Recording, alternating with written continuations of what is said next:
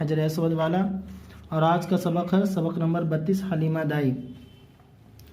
हलीमा दूध ओढ़ ओढ़ बिछा प्यार पैगंबर आमिना मुहम्मदुर रसूलुल्लाह सल्लल्लाहु अलैहि वसल्लम की।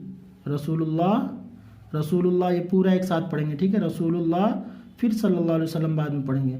मुहम्मदुर रसूलुल्लाह सल्लल्लाहु अलैहि वसल्लम की एक दूध पिलाई थी, एक दूध पिलाई थी। हलीमा बहुत बहुत अच्छी बड़ी, बड़ी यहाँ से यहाँ तक है, नेक नून या काफ, ठीक है। इसमें अगर नुक्ता कुछ ज़्यादा दिख रहा है तो उसको हटा दीजिए, ठीक है। नेक दूध